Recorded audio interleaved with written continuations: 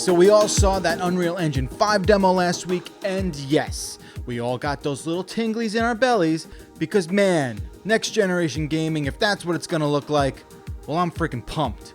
But after a while, maybe reality started setting in and maybe you started thinking, what the hell was all that? Well, I'm here to explain what it means and everything else you might have missed from the last 2 weeks in video games.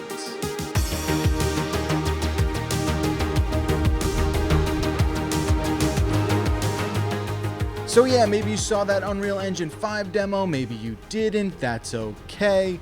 Long story short, it was designed to be a tease about what's going to be possible with next generation consoles. But then maybe if you're like me, reality started to set in a bit and you started thinking, hey, why were those guys associating UE5 just with PlayStation 5 so much and why was nobody even mentioning Xbox Series X during that whole presentation?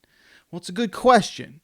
Forbes' Paul Tassi pointed out that Epic's Tim Sweeney seemed to go out of his way praising the PS5 hardware, all without the slightest mention of the other next-generation console releasing in the very same window as the PS5, the Xbox Series X. You see, Unreal Engine 5 isn't something that's somehow exclusive to any platform. It's an environment for creating games. It's open. What we saw last week was a partnership between Sony and Epic. Call it a marketing deal if you want. It was designed to associate the engine with PS5. And for people that don't understand what Unreal Engine 5 is, like my idiot friend Zach, look what he texted me.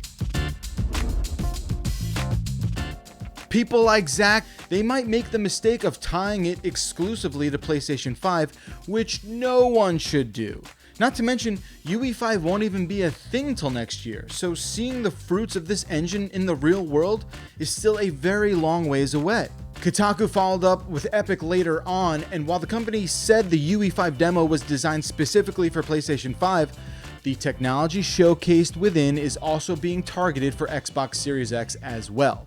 So, just a heads up everyone, and it's not like you didn't already know this was happening, but this upcoming generation of video games is going to be ultra competitive. And of course, I am happy to break it down for you.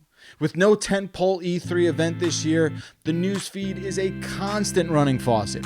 Here's what else in games I think you should know about from the last 2 weeks. Hell yeah, they're bringing back Tony Hawk's Pro Skater 1 and 2. I mean, come on, if you grew up on those original PS1 games, you gotta be, at the very least, interested to see how well those two games make the leap to current-gen graphics and performance. So yeah, they're bringing back a big chunk of that original soundtrack, they're adding a few new modes and tricks, but get this, they're also rescanning all of the skaters at their current ages. So just get ready for a bunch of middle-aged skater dudes in this game in their 40s and 50s. I feel like it would be super funny if they all took long-ass breaks between heats and maybe, I don't know, it just takes a couple more seconds for them to get up after bailing real hard. I mean, I'm an old guy too, so I understand the pain. Of course, a Tony Hawk's Pro Skater double feature wouldn't be complete without a shout out to my favorite track from those games, and I know a lot of people go straight to Goldfinger's Superman. It's an iconic song, I get it, but for me, nothing beats New Girl by the Suicide Machines. So which is your favorite track? Let me know in the comment section below. There are no wrong answers.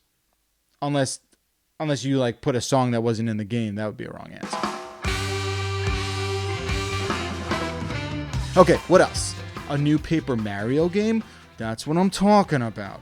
We had some teases about this being the quote-unquote year of Mario. Nintendo was going to make E3 2020 all about Mario. Obviously, there's no E3 this year, so maybe the year of Mario is an actual real thing. A brand new and adorable entry in the Paper Mario franchise is on the way with a cool origami theme, and that will be gracing our Nintendo Switches on July 17th. That is, if you can find a Nintendo Switch. They are pretty hard to find right now, but don't worry, perhaps I can help. If you're looking for a Nintendo Switch, go check out the CNET stock locator. You can click a link over here somewhere, or maybe check out the description below. It's a link to a page that updates all the time with new in-stock alerts. And if you're looking for an Oculus Quest, which is also another gaming gadget, VR headset that's pretty tough to find these days, we have a page for inventory on that one as well.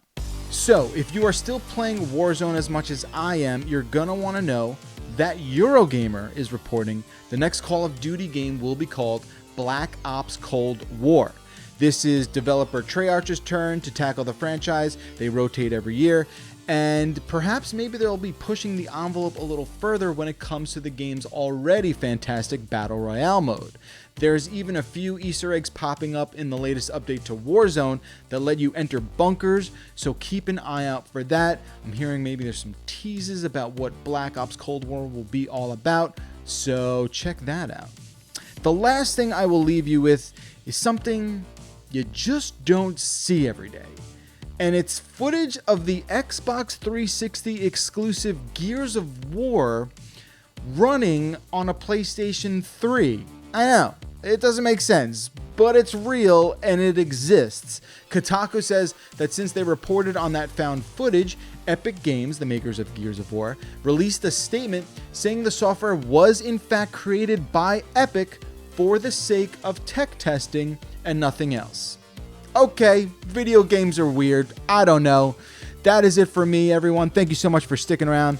Don't forget to tell me about that favorite Tony Hawk song. I will be back next time with everything I think you should know about the world of games. Until then, stay safe, be smart, and thanks for watching.